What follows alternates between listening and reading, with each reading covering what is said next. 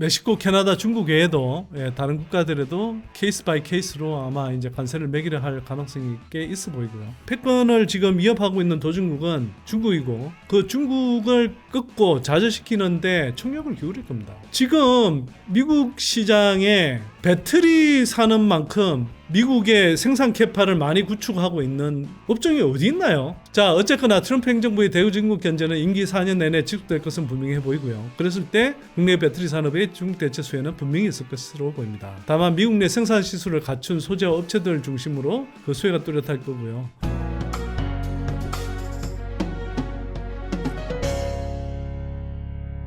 자, 일단 트럼프는 뭐 캠페인 과정에서도 이야기했지만 이게 보편적 관세를 물리겠다 이런 이야기를 많이 했습니다. 모든 교육 상대국들의 그 관세를 매기려는 게 이제 보편적 관세인 거고요. 이 매기려는 의도는 미국인들과 법인들의 세금을 감면해서 줄어드는 세수입을, 그러니까 미국인들 이제 개인소득세나 아니면 법인세 이걸 이제 감면해줘서 줄어드는 세수입을 관세로 벌충하겠다는 이제 논리로 내세웠죠. 그래서 미국의 이제 국세청을 IRS라고 합니다. Internal Revenue Service라고 하는데 관세를 이제 외부에서 조세를 거두겠다. 그래서 External Revenue Service 이런 식으로 ERS라고 이제 뭐 그런 걸 설립하겠다는 이야기도 막 하고 그랬죠. 근데 사실 뭐 뒤에서 제가 설명드리겠지만 관세는요 수입업자한테 물리는 세금이에요. 정확하게는. 그래서 그리고 그 수입업자한테 그 세금을 물리기 때문에 그 수입업자는 또 그걸 자기네들이 다 그냥 감당하지 않고 생산자 물가 또는 소비자 물가에 증가시키게 되죠. 그래서 사실은 좀 납득이 안 되진 않아요. 아니 관세라는 게 수입업자들이 내는 세금이고,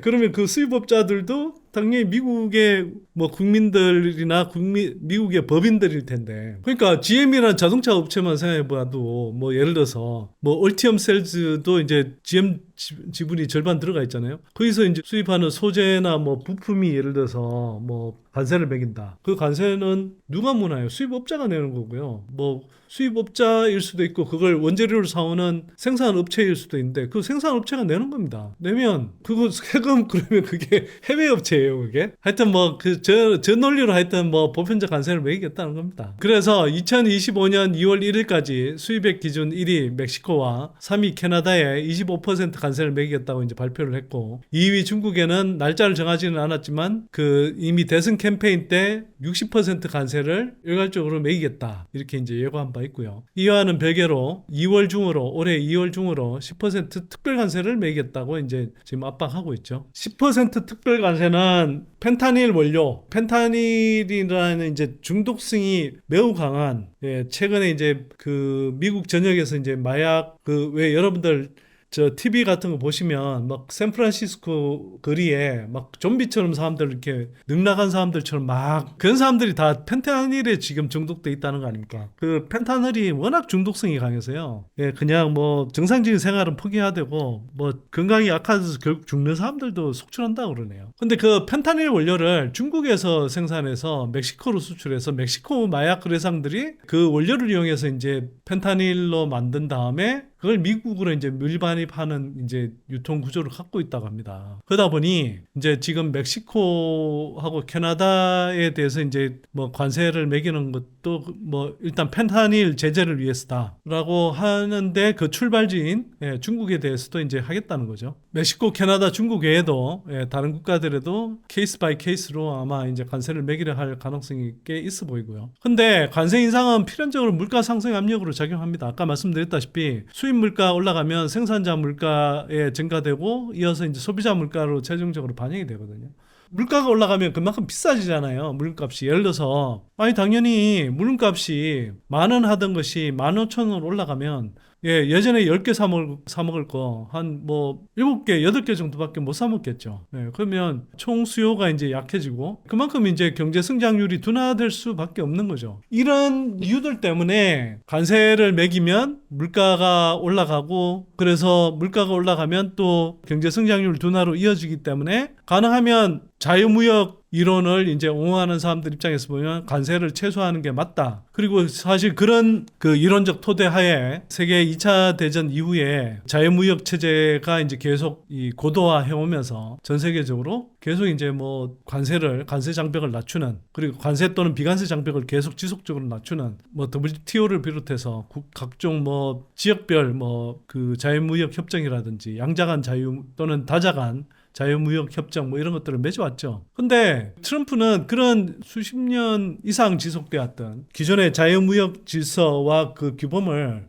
뒤집는 방식으로 지금 가겠다는 겁니다. 그리고 그런 자유무역 질서를 주창해오고 주도해온 국가가 사실 미국인데, 그 미국이 아메리카 퍼스트 정책을 내세우면서, 미국 우선주의 정책을 내세우면서 반대 방향으로 가겠다라는 거죠. 관세 장벽을 세우고, 또 경우에 따라서는 이런저런 이유로 이제 그 다른 국가들에 대해서 정책적 압력을 이제 가하는 그런 방향으로 지금 가고 있는 거고요. 뭐 시간이 가면 갈수록 상당히 전 세계적인 반발과 저항을 부를 수도 있습니다. 그래서 당장은 뭐 트럼프가 동네에 힘센 이제 골목대장이 나타나서 막 이제 두들겨 패면 돈 뺏고 할 수 있는데, 문제는 그걸 계속하다 보면 그 뭐 동네에 다른 두드려 맞은 아이들이 몰려가서 한꺼번에 뭉쳐서 몰려가서 뭐 반항할 수도 있고 뭐 그런 문제들이 생길 수 있는 거죠. 사실 그래서 여러 측면에서 좀 우려가 되긴 합니다. 자, 트럼프 2기에서 관세와 무역 장벽 타깃은 당연히 이제 중국이 되는 거고요.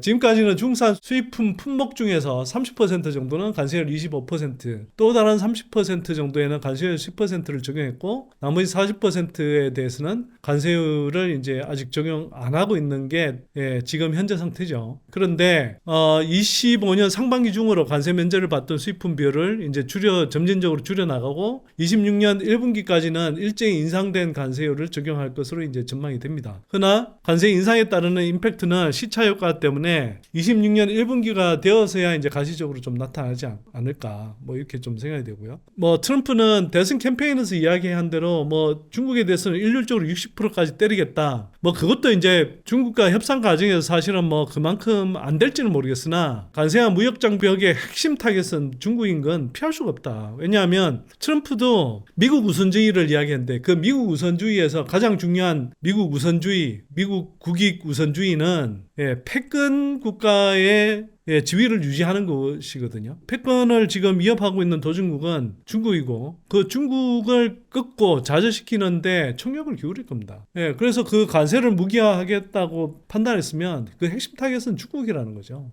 지금 당장은 빨리 이제 펜타닐 문제 이걸 해결하겠다고 그 레버리지 지렛대로서 그 멕시코와 캐나다에도 이제 그 관세를 부과하겠다고 이제 엄포를 놨지만, 궁극적으로 미국이 이제 관세를 진지하게 그리고 가장 강하게 부과할 대상 국가는 중국이라고 봐야 됩니다. 이거는 뭐 분명한 거고요. 이건 트럼프 1기 때도 분명히 했던 노선이고, 2기 때도 더욱 뚜렷하게 아마 견지될 스탠스 아닐까 싶습니다.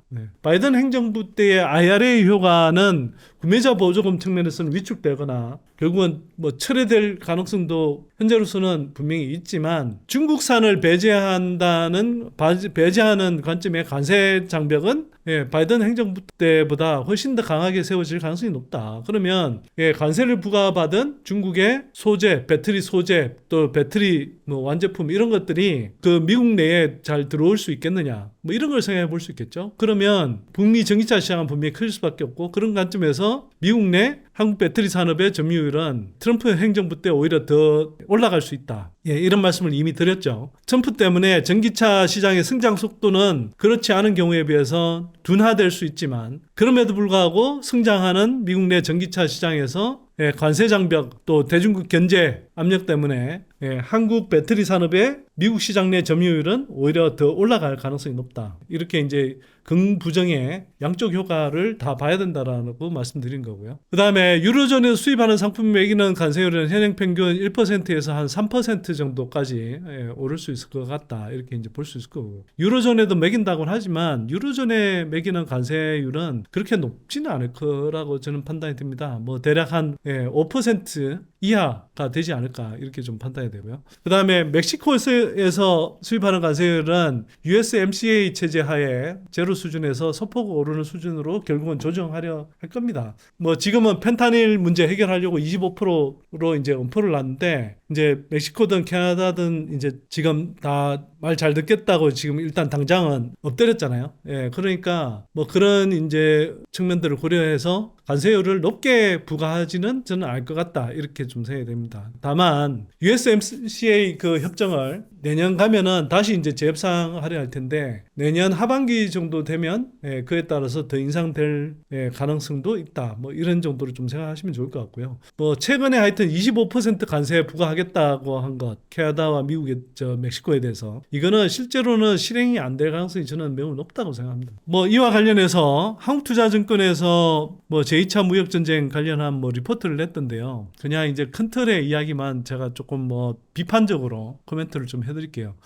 트럼프 이게 이제 그 고관세 행정명령이 이제 나왔고요. 아까 말씀드린 대로 해당 명령은 불법 이주민 및 펜타닐을 포함한 치명적 마약류가 자국 시민의 중대한 위협이 되고 있다는 점을 이유로 들었으나 미국의 3대 교역국인 중국, 멕시코, 캐나다가 대규모 무역 적자를 야기하고 있다는 걸 겨냥했다는 게 주된 해석이다. 뭐 이렇게 해석을 하고 있는데 분명히 이제 저 부분도 뭐 간과할 수는 없는데요. 예, 그러나 트럼프가 단기적으로 지금 노리고 있는 것은 펜타닐에 대한 멕시코와 캐나다 또 중국을 통한 억제, 제재 이게 상당히 주된 목표였던 것 같아요. 네, 결과적으로 지금 보면 트럼프가 대선 캠페인에서 제시한 20% 수준의 보편 관세보다 세율이 이제 일단 높은 것으로 발표됐지만 저게 실제로 적용되지 않을 거라는 걸 이제 다시 한번 말씀을 드리고요. 이 부분이 이제 좀 우리가 살펴봐야 되는데 행정명령 근거로 사용된 국제경제비상권한법의 법적 논의 가능성이 있고,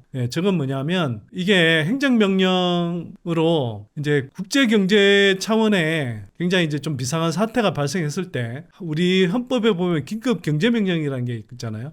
긴급 경제명령처럼 이제 뭐 발동을 한 건데 저건 의회에서 동의하지 않으면 표결에 의해서 저게 해제될 수 있습니다. 그런데 이제 물론 뭐 바로 즉각적으로 움직이지는 않을지 모르겠습니다만 일단 한국을 포함한 다수의 국가에 대해서는 아직 뭐 관세 언급이 없었습니다만 한국에 대해서도 업종별로 품목별로 아마 이제 뭐 관세를 부과할 가능성도 당연히 있겠죠. 트럼프 일기 때도 뭐 철강부터 해서 뭐 그때 가전 뭐 이런 쪽으로 관세가 부과되기도 했었습니다. 그래서 이것 때문에 일정하게 이제 하방 리스크에 노출돼 있다 뭐 이런 이야기고요. 이게 그러면 어떤 여파를 그 관세 정책의 리스크가 그 어떤 식으로 한국에 영향을 미칠 수 있느냐 두 가지 정도로 이제 볼 수 있는데 첫째 무역 갈등 확대로 글로벌 교역이 축소되면서 이제 나타난 전방위적 수출 물량 축소다. 이제 관세를 때리면 물론 지금은 뭐 그 세계 국가부터 시작하지만 뭐 유로존까지 포함해서 다른 나라들의 이제 그 관세를 부과한다 그러면 한국에 직접 부과하지 않는다 하더라도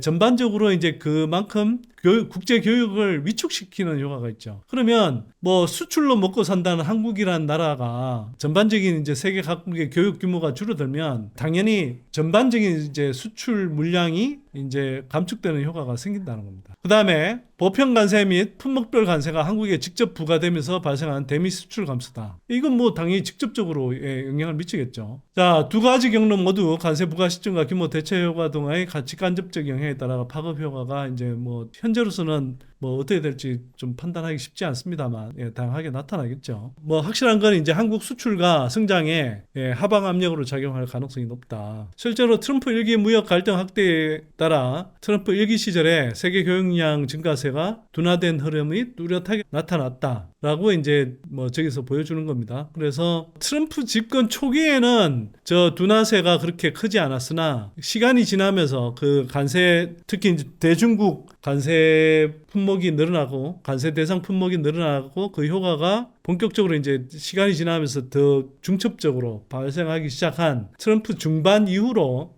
저 효과가 상당히 좀 그 교역량 증가세가 상당히 좀 강하게 나타나는 흐름이 보이죠. 그러다가 이제 코로나 오면서 꽝 이제 무너졌었는데 그러다가 이제 지금 코로나 이후로 이제 늘어나고 있는 기조인데 저게 이제 트럼프 2기 들어오면 또다시 저런 이제 현상이 생기지 않을까 우려가 되는 거고 저 여파가 예, 한국에 상당히 좀 영향을 미치지 않을까 이런 우려가 있는 겁니다. 자, 이와 관련해서 예, 한투증권이 뭐 투자 관련해서 이렇게 좀 업종별로 조금 뭐 짚었더라고요. 최근에 이제 조정을 받으면서 예, 한국 주식시장이 다시 이제 저평가 영역에 이제 진입했다 이렇게 진단을 하고 있고, 근데 이제 그 관세 리스크가 뭐 여기에서 이제 끝이 아니라 시간이 지날수록 예, 가능성 확대될 수 있다. 이거는 이제 뭐 단기적인 관점에서는 멕시코, 캐나다에 부과되는 관세가 일정하게 유예되고, 또 처음에 이야기한 25% 음포 놓듯이 말한 25%보다 훨씬 낮은 관세율이 적용되긴 할 텐데, 예, 어쨌거나 이제 그 이거는 트럼프 초기에 약간 뭐 일정한 정치적 이벤트로서 이제 한 측면이 강하다고 하면, 예, 시차를 두면서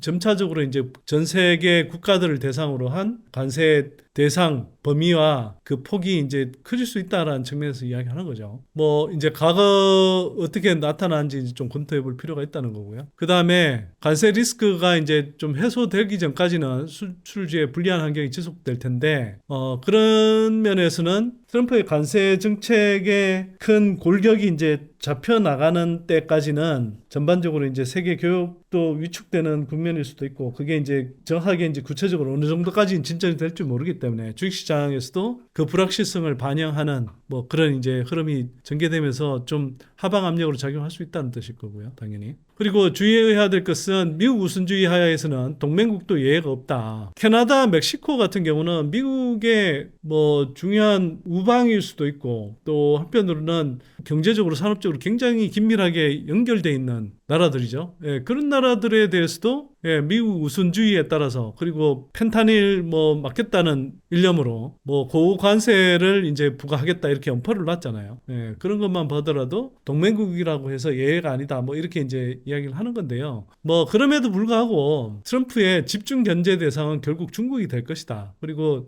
동맹국에 대해서는 상대적으로는 뭐 호의적인 관세를 취하더라도 상대적으로 유리한 관세를 매길 가능성이 높을 겁니다. 예, 그렇게 봐야 될 거고요. 그래서 미국 내 생산이 가능한 품목은 예, 관세 협상 전에는 약세를 보일 가능성이 높다 이렇게 돼 있고요. 그래서 미국 내 생산이 가능하지만 트럼프가 이제 지금 요구하는 건 한편으로는 관세를 통해서 관세 수입을 가지고 국내 세금을 깎아주겠다 뭐 이런 이제 논리라고 앞에서 말씀드렸잖아요. 좀 엉터리 논리이긴 한데, 예, 그에 대해서 한편으로는 관세를 무기로 해서 이제 다양한 이제 뭐 정치적 의도도 실현하고, 예, 펜터닐을 막는다든지, 뿐만 아니라 미국 내 그 생산 캐파 구축과 관련한 투자를 유치하는 뭐 이런 등등의 여러 가지 이제 그런 뭐 효과를 내려고 하겠죠. 자, 그런 면에서 보자면 미국 내 생산이 가능함에도 불구하고 외부에서 제품을 공급하는, 외국에서 제품을 공급하는 기업은 예, 보편 관세에 노출되어 미국과 규제 완화를 논의하기 전까지는 어찌됐거나 그 관세 리스크 때문에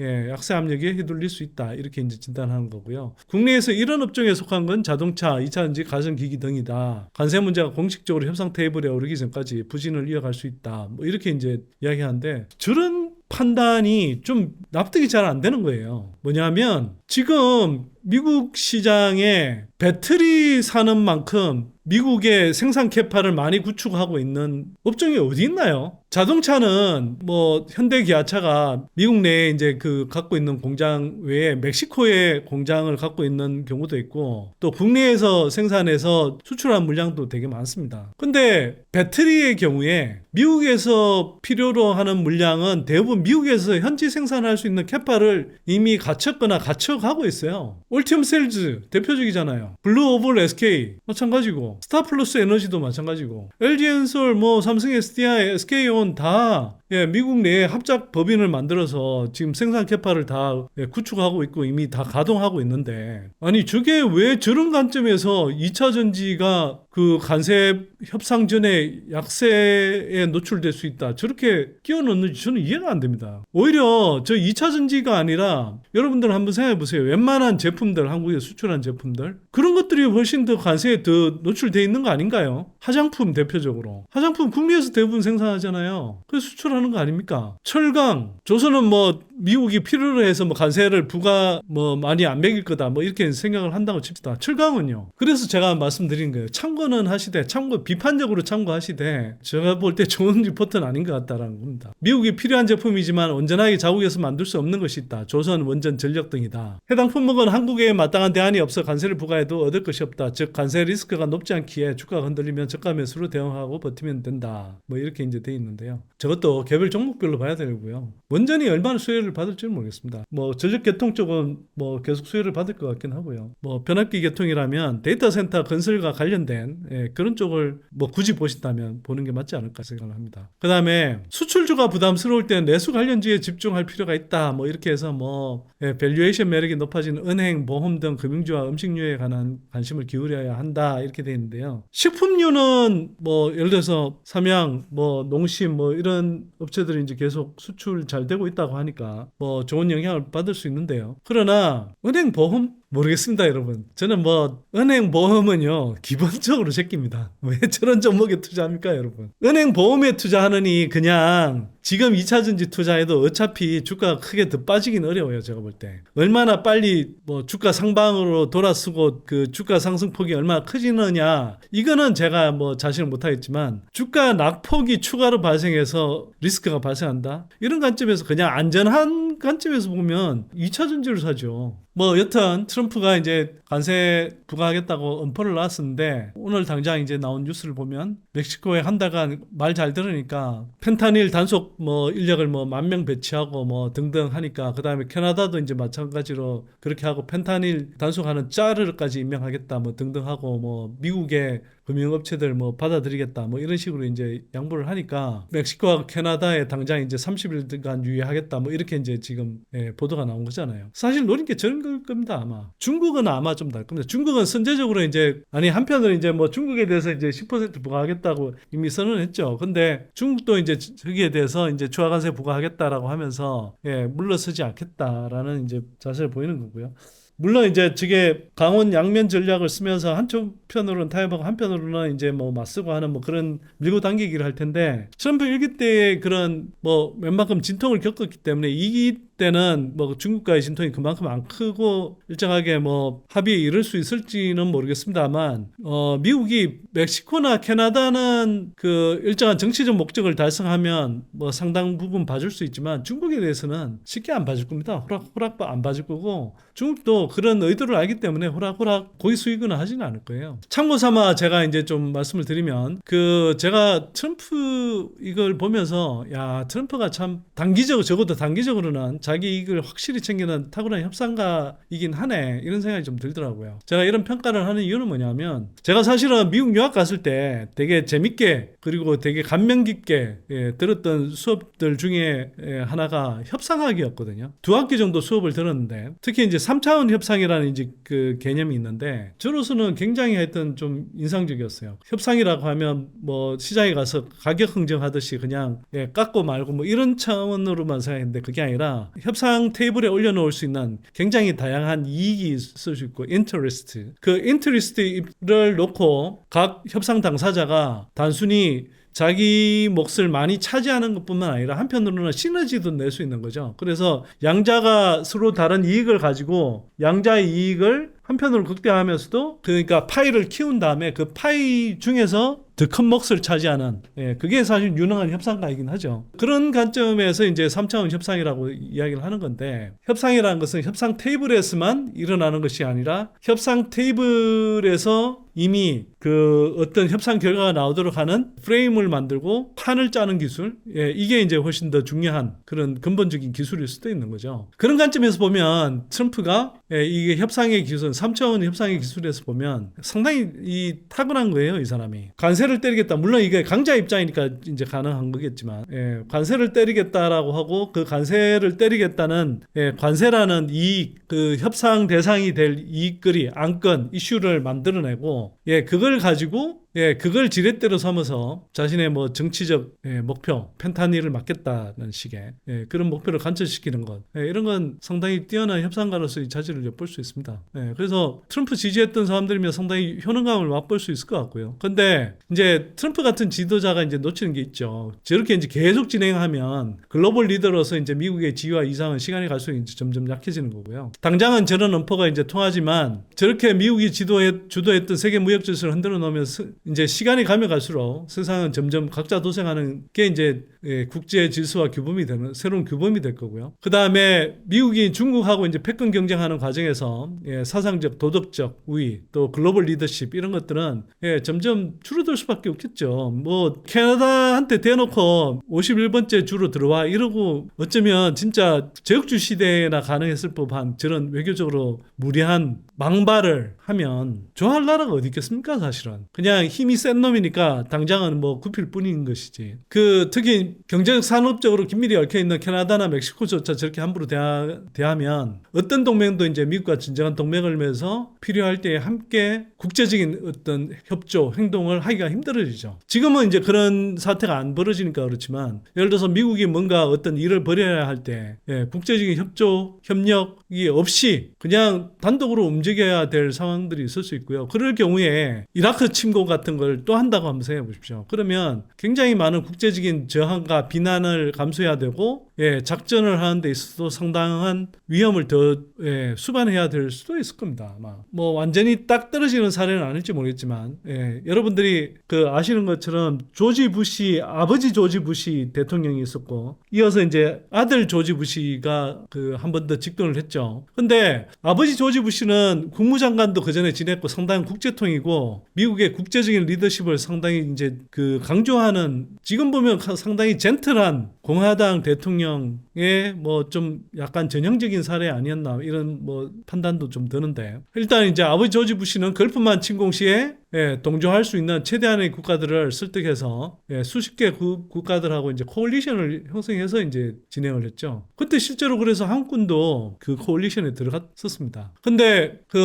네오콘의 일방적인 네오콘이라는 게 이제 네오컨서버티브라는 신보수주의의 일방주의 외교 정책 노선을 받아들인 아들 조지 부시 때는 국제사회에 대한 설득을 굉장히 등한시한 채 주로 이제 영국과만 연합해서 이라크 침공이 이제 났던 거고요. 이후 이라크 침공이 굉장히 이제 뭐 국제적인 이제 비난을 많이 받았고 또 전쟁의 정당성에 대해서 이제 회의적인 시각들을 많이 직면했죠. 그래서 이라크에서 엄청나게 하여튼 뭐 많은 비용을 쏟아붓고도 미국이 거기에 상응하는 충분한 뭐 어떤 이익을 거뒀냐에 대해서는 뭐 평가가 분분할 겁니다. 국내에서는 저 당시에 사실 제가 이제 뭐 미국 유학을 하기도 했었는데 상당히 비판적인 평가가 되게 많았어요. 이후에 이라크 침공은 매우 큰 국제사회 비난에 직면했고 미국의 글로벌 리더십이 약화되고 러시아와 중국이 중동과 중아시아, 동남아 등에서 부상하는 중요한 계기가 되기도 했고 또 러시아와 중국이 특히 러시아가 이후에 주변 국가들의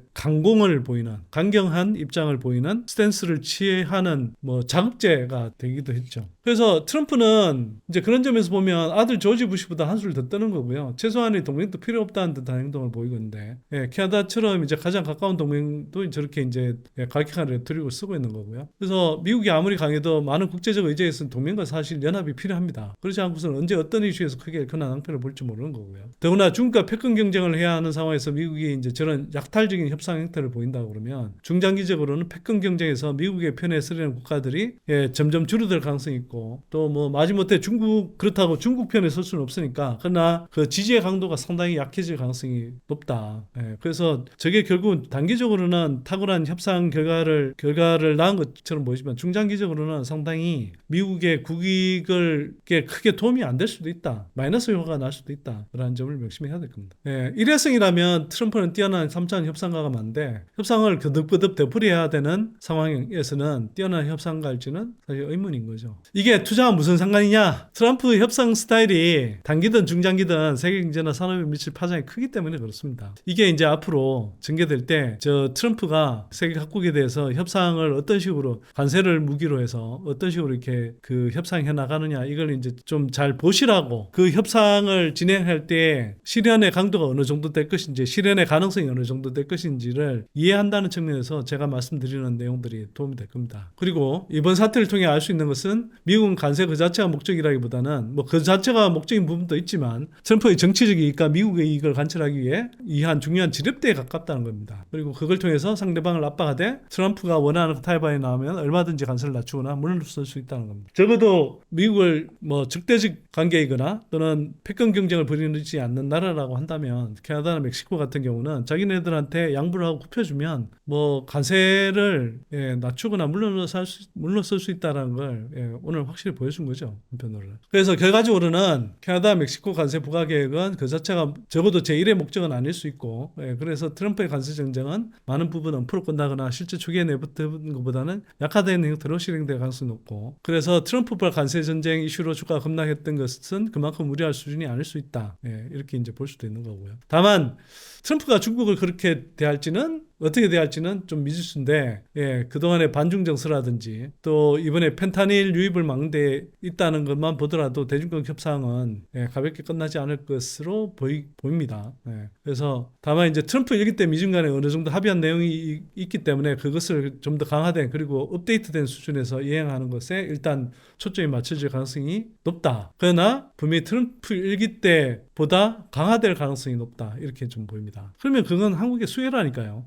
자, 어쨌거나 트럼프 행정부의 대중국 견제는 임기 4년 내내 지속될 것은 분명해 보이고요. 그랬을 때 국내 배터리 산업의 중국 대체 수혜는 분명히 있을 것으로 보입니다. 다만 미국 내 생산 시술을 갖춘 소재와 업체들 중심으로 그 수혜가 뚜렷할 거고요. 그리고 트럼프의 비호화에 향후 전기차와 자율주행차 시장을 주도할 테슬라 밸류체인의 수혜가 뚜렷할 겁니다. 이어서 득산테코피아하고 엔캠 등 전액 업체들이 미국 내 생산 캐파를 갖고 있고 관세 장벽을 사유롭고 또 중국하고의 이제 중국 캡캠 틴치하고 이제 직접적인 경쟁 관계인데 이게 이제 관세 장벽에 의해서 그 중국 업체들에 대한 견제가 더 강해질 것이기 때문에 저는 상대적으로 득산테코피아, 엔캠 같은 전액 업체들이 수혜를 볼 것이다. 이렇게 보고 있는 겁니다. 특히 이와 관련해서 제가 좀 말씀드리고 싶은 거는 지금 테슬라 밸류체인 전액 업체들 중에서도 테슬라 밸류체인에 들어가는 업체가 두 개가 있는데 그게 엔캠하고 득산테코피아예요. 테슬라는 미국 내에서는 중국이나 다른 뭐 유럽 지역을 제외하고는 테슬라는 유럽 지역에서는 이제 뭐 LG 엔솔 거 쓰는 거고요. 중국은 주로 이제 CATL 거 쓰죠. LG 엔솔 물량도 좀 쓰고.